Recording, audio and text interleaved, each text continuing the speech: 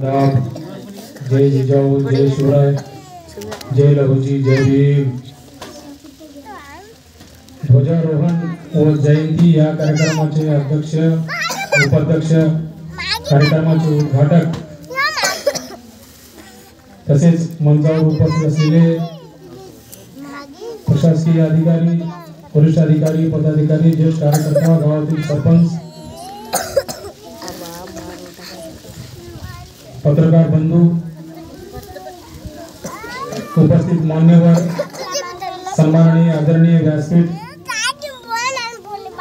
इथे उपस्थित असलेले आमचे बंधू मित्र, गावातील प्रतिष्ठित नागरिक, मोजे जांभळी, तालुका मुखेड, जिल्हा नांदेड, महाराष्ट्र, सर्व भारतीय.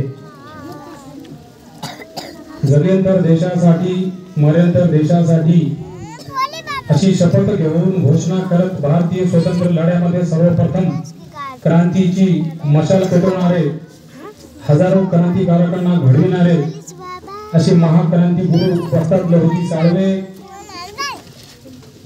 समाजामध्ये जगण्यासाठी केलं ज्यांनी अभिमानाचे स्थान, लोककलेतून केलं ज्यांनी जनमनाचे पुनर्निर्माण, आपल्या साहित्यातून कामगार, श्रमिक, शोषित, वंचितांचे आवाज बुलंद करणारे, रशियाला जाऊन मॉस्को या शहरामध्ये आकाशवाणी केंद्रावर जगाला शांतीचे संदेश देणारे आम्हा सर्वांचे लाडके डॉक्टर, साहित्य सम्राट, लोकशाहीर, लोककवी, समाजसुधारक, लेखक तुकाराम भाऊराव साठे म्हणजेच अण्णाभाऊ साठे.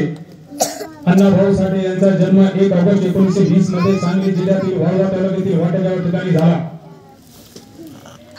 अण्णाभाऊ साठे यांचे आईचे नाव भाऊबाई साठे, वडिलांचे नाव भाऊराव साठे, भाऊराव शंकरराव साठे होते.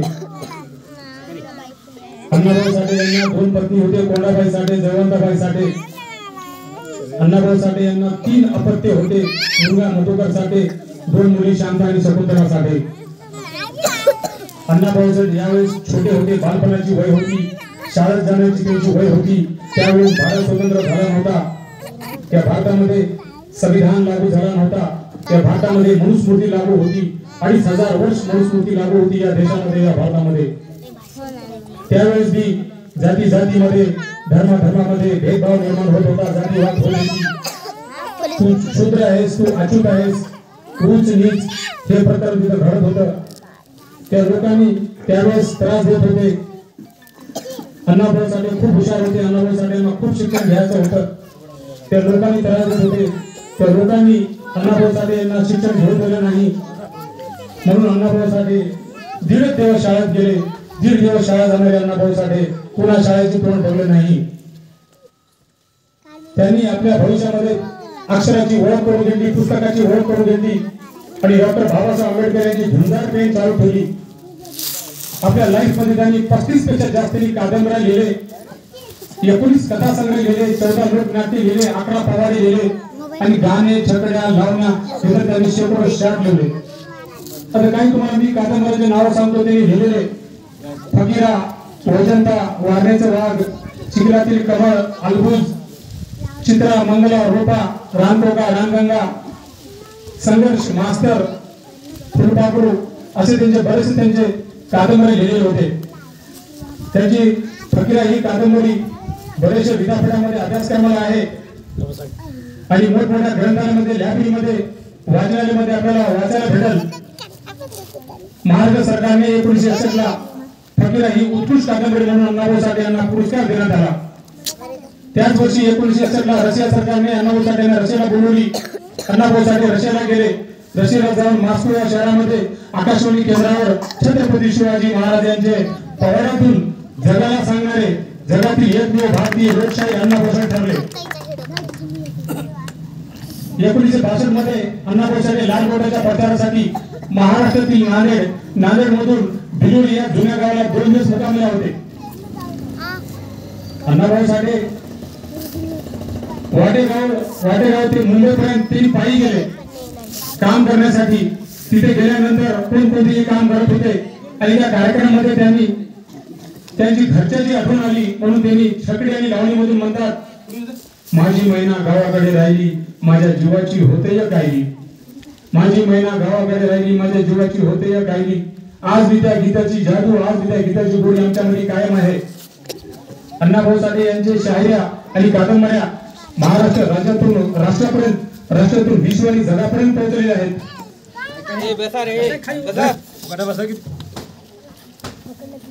अण्णाभाऊ साठे आणि डॉक्टर बाबासाहेब आंबेडकर यांची प्रत्यक्षात 3 वेळेस भेट झाली. प्रथम भेट 1942 मध्ये त्या कार्यक्रमामध्ये, त्या संमेलनामध्ये नागपूरला भेट झाली. दुसरी भेट त्याच वेळेस 1942 मध्ये एका कार्यक्रमामध्ये, त्या संमेलनामध्ये मुंबईला भेट झाली.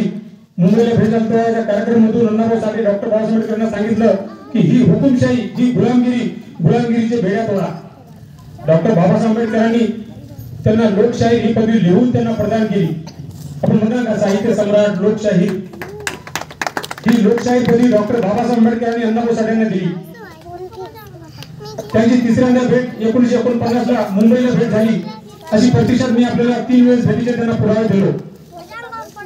भारतीय पोस्ट टपालाने त्यांच्या खास टपाल तिकीट, 4 रुपयाचं टपाल तिकीट एक अण्णाभाऊ साठे यांच्या जयंतीच्या माध्यमातून 1 ऑगस्ट 2001 मध्ये तो त्या तिकिटावर अण्णाभाऊ साठेंचे चित्र ठेवण्यात आलं. तो चित्र ज्या तिकिटावर अण्णाभाऊ साठेंचे चित्र होतं ते तिकीट पुन्हा एकदा 1 ऑगस्ट 2019 मध्ये तो तिकीट विक्री करण्यात आलं. भारत स्वतंत्र होऊन आज 78 वर्ष झाले. 15 ऑगस्ट 1947 ला भारत स्वतंत्र झाला. 15 ऑगस्ट 1947 ते 15 ऑगस्ट 2025 आज घडीला 78 वर्ष पूर्ण झाले भारत स्वतंत्र होऊन. आम्ही 79वा भारत स्वतंत्र दिवस साजरा केला. भारताची लोकसंख्या 146 कोटीपेक्षा जास्त वाढत चालली आहे. बेरोजगारी वाढत झाली आहे. 16 ऑगस्ट 1947 ला अण्णाभाऊ साठे यांनी मुंबईला मोर्चा घेऊन गेले आणि मुंबईच्या आझाद मैदानावर 20,000 जनसंख्येमध्ये त्यांनी घोषणा केली की यह आजादी झूठी है, देश की जनता भूखी है. ही लोकशाही खोटी आहे, देशाची जनता भुकेली आहे. अण्णाभाऊ साठे हयातमध्ये होते किती वर्ष? त्यांचा जन्म 1 ऑगस्ट 1920 ते 18 जुलै 1969. या दोन्ही तारखेमध्ये आम्ही डिफरन्स केला, कॅल्क्युलेशन केला.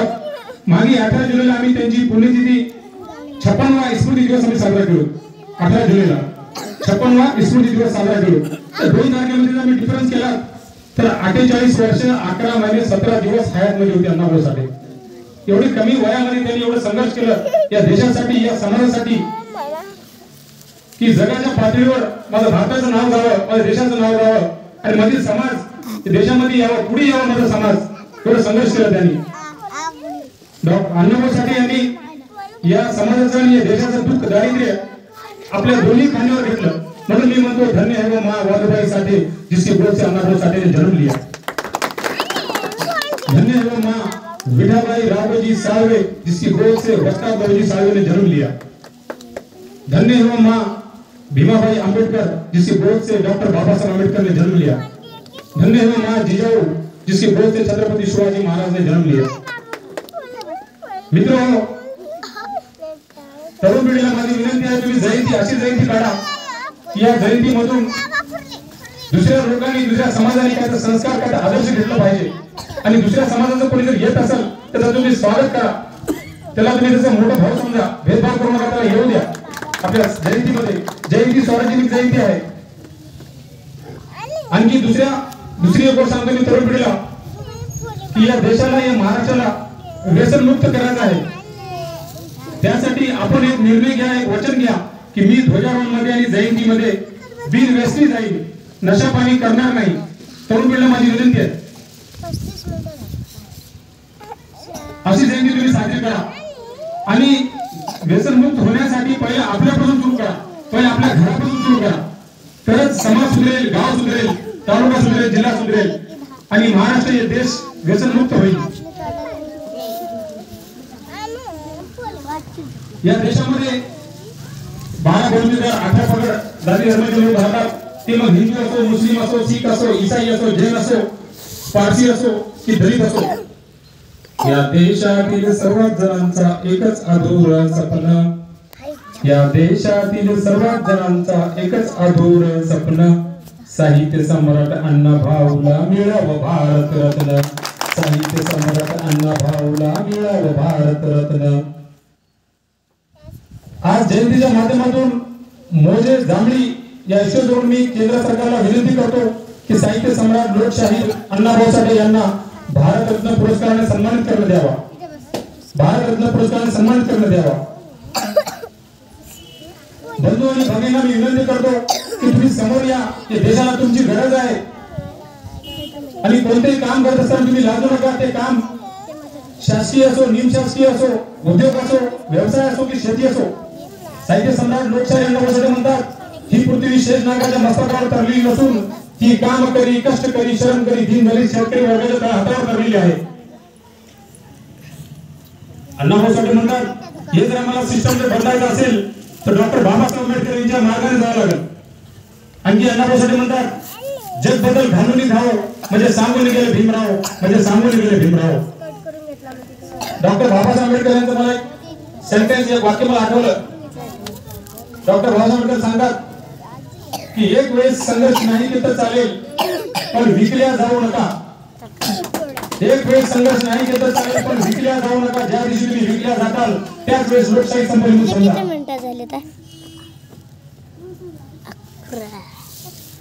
महाक्रांती गुरु वस्ताद लवजी साळवे यांची 230व्या जयंती निमित्त व साहित्य सम्राट लोकशाहीर डॉक्टर अण्णाभाऊ साठे यांची 105व्या जयंती निमित्त मी सर्व मोजे उमरदरी वासियांना, मोजे जांभळी वासियांना हार्दिक शुभेच्छा देतो.